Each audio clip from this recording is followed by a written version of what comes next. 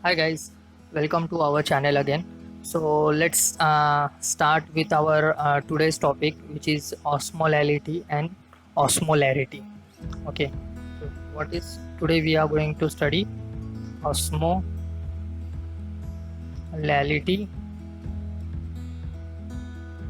osmolality and osmolarity. Okay guys, what we have अगर ये जो भी नए बंदे जुड़े हैं अपने से, सो उनको एक रिक्वेस्ट है कि आप इसके प्रीवियसली 2 वीडियो जो मैंने अपलोड किए हैं, सो वो 2 वीडियो देख लेना। मोल और ऑस्मोल के बीच में का रिलेशन और उसके पहले ऑस्मोसिस क्या होता है ये हमने लिखा है, राइट। ऑस्मोसिस का डेफिनेशन और मोल एंड ऑस्मोल, ये जो 2 वीडियो मैंने अपलोड की है वो प्लीज़ देख लेना ताकि आपको ये अच्छे से समझ में आ जाए। Okay guys, so let's start without wasting time. Okay, so listen very carefully what I am telling you. So सबसे बेसिक ये है कि ये इसके अंदर सा मेन डिफरेंस ये है इसके यूनिट में। मीन्स हम इसको मेजर किस में करते हैं, लाइक पर किलोग्राम मेजर करते हैं,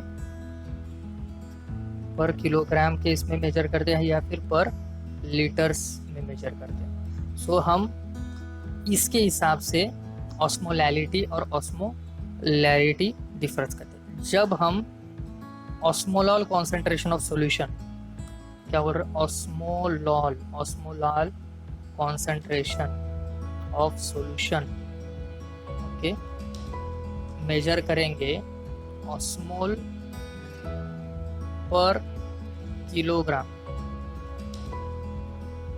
ऑफ सॉल्यूशन, ओके। जब हम इस यूनिट में मेजर करेंगे तब हम उसको बोलेंगे ऑस्मोलैलिटी। तब हम क्या बोलेंगे उसको, ऑस्मोलैलिटी। सो अब ऐसा रहेगा तो उसको बोलेंगे ऑस्मोलैलिटी। ओके, क्लियर हो गया? सो ये क्लियर हो गया। सो इस तरीके से अभी अगर हम इसी को ऑस्मोलॉल कॉन्सेंट्रेशन ऑफ सॉल्यूशन को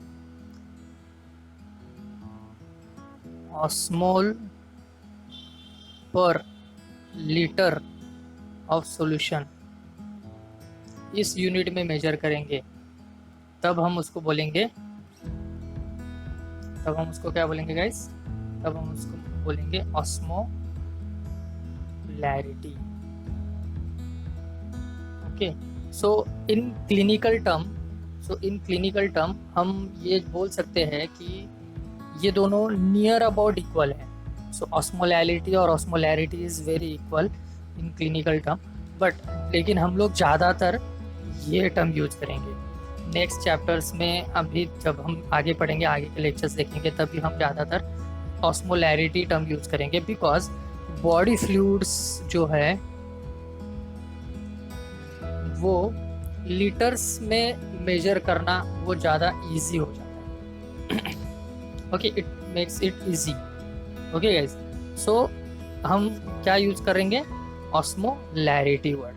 okay guys, so this is the only difference between the osmolarity and osmolality. अब ऑस्मोलैरिटी और ऑस्मोलैरिटी, इसके बारे में आपका पूरा क्लियर खत्म हो गया होगा confusion. So this is the basic difference. जहाँ पर भी सबसे पहले क्या देखना है, यूनिट देखना है। सो यूनिट देखोगे पर किलोग्राम, अगर ऑस्मोल पर किलोग्राम रहेगा तो समझ लेना ये ऑस्मोलैलिटी है। अगर यूनिट के पीछे ऑस्मोल पर लीटर रहेगा, अगर लीटर रहेगा तो समझ लेना ये ऑस्मोलैरिटी है। So near about both is equal. Okay guys, so let's go going further. Okay guys, so आज के लिए इतना ही। अब हम नेक्स्ट वीडियो में देखेंगे ऑस्मोटिक प्रेशर के बारे में। Osmotic pressure, what is osmotic pressure, okay. और अगर टाइम मिला तो हम ये भी देख लेंगे कि ऑस्मोटिक प्रेशर और ऑस्मोलैरिटी ये दोनों के बीच में रिलेशन क्या है ये देख लेंगे, राइट, या फिर डिफरेंस, या फिर जो भी बोला जाए। सो गाइज, हम स्लो इसलिए जा रहे हैं बिकॉज दीज वर्ड्स और दीज टर्म्स और these concept are very important. एक बार दिमाग में छप गया अच्छे से तो आप भूलोगे नहीं। तो आप अगर इसको भूलोगे नहीं और तो इसका एप्लीकेशन बहुत इजीली कर पाओगे, अंडरस्टूड। जहाँ जहाँ ये टर्म आएंगे तब वहाँ वहाँ आपके दिमाग में ये जो मैं बोल रहा हूँ ये दिमाग में घूमना चाहिए। सो इस तरीके से इसको समझ लो, बिकॉज ये बार बार तो नहीं पढ़ सकते हम लोग। सो एक बार अच्छे से समझ लो, इसको ध्यान में रखो, इसको रिवाइज करो। ओके, कंसेप्ट क्लियर रखना बहुत ज़रूरी है। ओके गाइस, बिकॉज ऑस्मोसिस और ऑस्मोटिक प्रेशर ये दोनों में थोड़ा सा एकदम माइनर ऐसा एक चेंज, एक लाइन है जो अच्छे से डिफ्रेंशिएट करना ज़रूरी है, अदरवाइज दोनों मिक्स हो जाते हैं। हम ऑस्मोसिस को ऑस्मोटिक प्रेशर बोल देते हैं। सो ये नहीं होना चाहिए। अंडरस्टूड। सो क्वेश्चन में क्या पूछा है ये भी देखना बहुत ज़रूरी है guys. Okay guys, so thank you guys, do like share subscribe to motivate me, to support me.